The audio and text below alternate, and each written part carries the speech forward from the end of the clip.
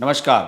बहुत साल पहले संजय लीला भंसाली ने एक फिल्म बनाई थी गुजारिश, जिसमें ऋतिक रोशन लीड रोल में थे और ऐश्वर्या राय एक नर्स का रोल प्ले कर रही थी।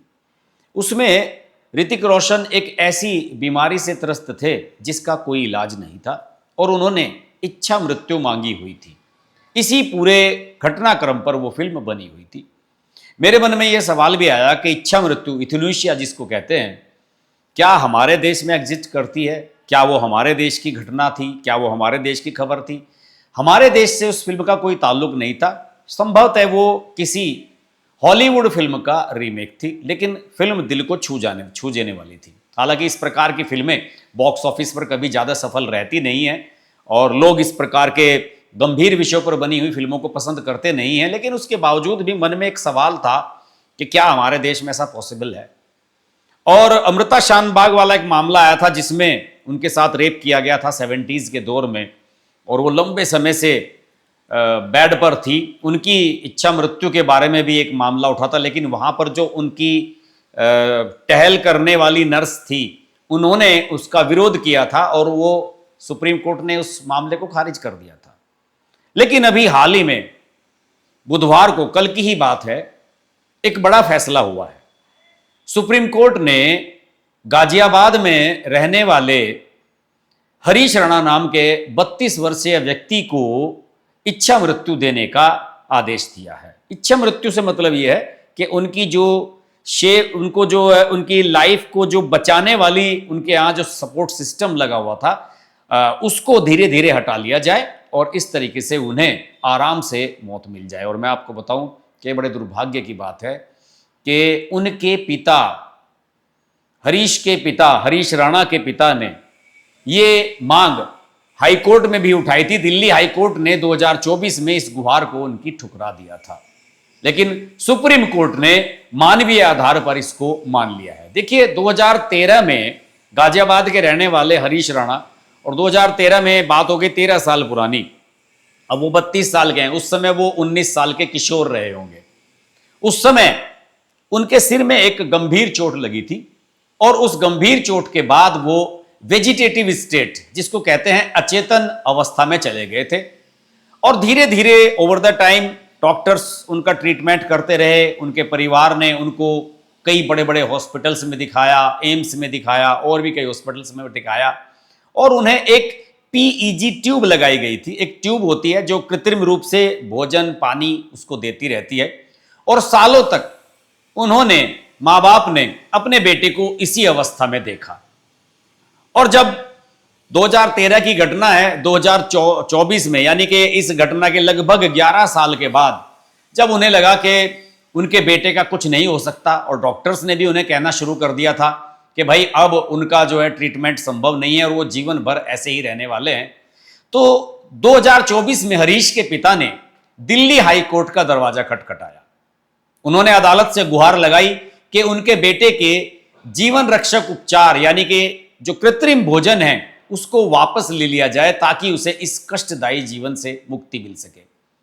लेकिन दिल्ली हाई कोर्ट ने उनके पिता की यह याचिका खारिज कर दी, और खारिज करने का हाई कोर्ट का तर्क भी था। उनका कहना था कि हरीश किसी लाइलाज बीमारी से पीड़ित नहीं थे और वे वेंटिलेटर जैसी किसी यांत्रिक जीवन रक्षा प्रणाली पर भी निर्भर नहीं थे, क्योंकि वो खुद सांस ले सकते थे। अदालत ने माना कि सिर्फ ट्यूब से भोजन देने को जीवन रक्षक प्रणाली नहीं माना जा सकता। हाईकोर्ट से निराश होने के बाद उनके परिवार ने हार नहीं मानी। देखिए कैसे परिवार, कैसे माँ बाप हैं कि अपने बेटे को दर्द से पीड़ा दिलवाने के लिए, उसे मृत्यु दिलवाने के लिए कोर्ट में लड़ाई लड़ रहे थे। उन्होंने सुप्रीम कोर्ट का रुख किया। 2025 में सुप्रीम कोर्ट ने इस मामले की गंभीरता को समझते हुए प्राथमिक और द्वितीयक, यानी कि जो मेडिकल बोर्ड्स होते हैं, उसका गठन किया कि आप इसकी पूरी जांच करके ये बताइए कि क्या वास्तव में ये जीवित रह सकता है या नहीं। इन दोनों मेडिकल बोर्ड्स ने, बड़े बड़े डॉक्टर्स थे इसमें, एम्स वगैरह के डॉक्टर्स इसमें लिए गए थे, उन्होंने हरीश की विस्तार से जांच की और अपनी रिपोर्ट में यह निष्कर्ष निकाला कि हरीश की स्थिति इरिवर्सिबल है, यानी कि अपरिवर्तनीय है और उसमें ठीक होने की संभावना ना के बराबर है। और इसके बाद 11 मार्च 2026 का वो ऐतिहासिक दिन आया। यह भारतीय न्याय प्रणाली के लिए भी एक ऐतिहासिक फैसला है दोस्तों। आज तक देश में किसी को इच्छा मृत्यु नहीं दी गई है। 11 मार्च 2026 को जस्टिस जेबी पारदीवाला और केवी विश्वनाथन की पीठ ने एक ऐतिहासिक फैसला सुनाया और उन्होंने हाईकोर्ट के तर्क से असहमति जताई। सुप्रीम कोर्ट ने दिल्ली हाईकोर्ट के फैसले को एकदम पलट दिया। सुप्रीम कोर्ट ने कहा कि ट्यूब के जरिए दिए जाने वाला कृत्रिम पोषण कोई सामान्य भोजन नहीं है, इसे clinically assisted nutrition and hydration कहते हैं, जिसको CANH कहा जाता है, जो एक प्रकार से मेडिकल ट्रीटमेंट है।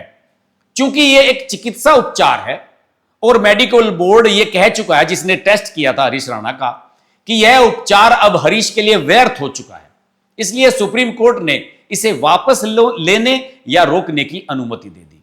अदालत ने all India institute of medical science यानी कि एम्स को निर्देश दिया कि वह हरीश के जीवन के अंतिम समय को आराम और गरिमा के साथ प्रबंधित करें, जिसे कहते हैं कि पिलिएटिव केयर। इसका मतलब यह हुआ कि भाई अगर उन्हें मौत दी जानी है तो धीरे धीरे एक व्यवस्था के तरीके से हो, ऐसा ना हो कि उसको दर्द हो या फिर उसको कोई पीड़ा हो। आमतौर पर ऐसे मामलों में 30 दिन का कूलिंग ऑफ पीरियड होता है कि कोर्ट ने अगर कोई फैसला दिया है तो उस पर एक पुनर्विचार के लिए एक 30 दिन का कूलिंग ऑफ पीरियड होता है। ये नहीं कि आज फैसला दिया और कल ही वो लागू हो गया। लेकिन इस मामले में चूंकि परिवार और डॉक्टर दोनों एक मत थे, इसलिए अदालत ने इस प्रतीक्षा अवधि को, इस कूलिंग ऑफ को भी माफ कर दिया है। कि बहुत एक ऐतिहासिक फैसला है दोस्तों। मुझे लगा कि इस मुद्दे पर आप सबके सामने एक वीडियो लाया जाना चाहिए और लोगों को इस बारे में बताया जाना चाहिए। देखिए, एक्टिव यूथनेशिया, इसका क्या मतलब है यह भी जान लेना आवश्यक है। इसमें मरीज की पीड़ा को खत्म करने के लिए जानबूझकर उसे कोई घातक दवा या इंजेक्शन देकर उसकी मृत्यु का कारण बनाया जाता है, यानी कि उसे कोई जहर का इंजेक्शन दे दिया जाए और उसकी मौत हो जाए। लेकिन यह भारत में पूरी तरह से गैरकानूनी है और अपराध है। भारतीय न्याय संहिता के तहत ऐसा करना गैर इरादतन हत्या के दायरे में आता है। अगर कोई डॉक्टर इसमें मरीज की मदद करता है तो उस पर आत्महत्या के लिए उकसाने का आपराधिक मुकदमा चल सकता है। और पैसिव यूथनेशिया, जिसके बारे में हम बात कर रहे हैं, इसमें मरीज को जबरन जीवित रखने वाली मशीनों जैसे वेंटिलेटर आदि, या जो कृत्रिम जीवन रक्षा उपचार है जैसे ट्यूब से भोजन देना CANH, उसको हटा लिया जाता है या रोक दिया जाता है। इसमें कोई जहर या दवा नहीं दी जाती, बल्कि जो उनकी बीमारी है या जो चोट को ठीक करने का जो प्राकृतिक काम है वो करने दिया जाता है। और इसे भारत में कानूनी मान्यता प्राप्त है, लेकिन इसके लिए बहुत सख्त शर्तें और मेडिकल बोर्ड की मंजूरी अनिवार्य है। सुप्रीम कोर्ट ने इसे संविधान के अनुच्छेद 21 जो जीवन का अधिकार है उसके तहत माना है। और अदालत का मानना है कि गरिमा के साथ जीने के अधिकार में एक लाइलाज स्थिति में गरिमापूर्ण मृत्यु का अधिकार भी शामिल है। जब प्राकृतिक मृत्यु निश्चित है तो मरीज को आक्रामक और व्यर्थ चिकित्सा के जरिए जबरन जीवित न रखे जाने का विकल्प संविधान द्वारा संरक्षित है। सक्रिय इच्छा मृत्यु का मतलब है कि सक्रिय रूप से मृत्यु का कारण बनना, किलिंग, जबकि निष्क्रिय इच्छा मृत्यु का मतलब है जीवन रक्षक प्रणाली हटाकर प्राकृतिक मृत्यु को आने देना, जिसे कहते हैं कि लेटिंग डाई, कि उसको मरने दिया जाए।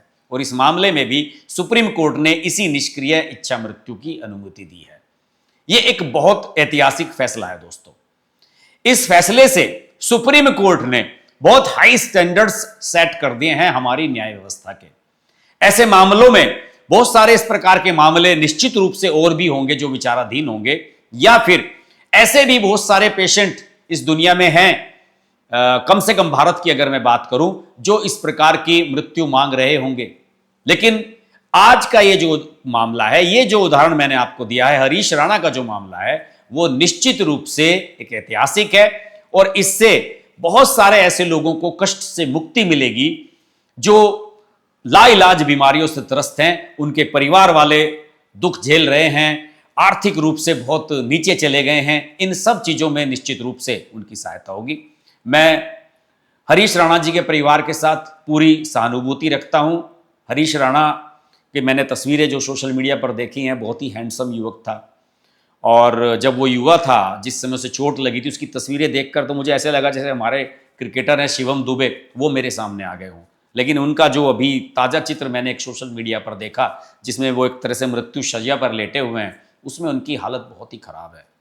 और ईश्वर से मैं प्रार्थना करता हूं कि उन्हें शांति के साथ और बहुत ही बिना किसी पीड़ा के इस मृत्यु लोक से मुक्ति दें और अपने पास बुला लें। आज की वीडियो में इतना ही। नमस्कार। ओम शांति।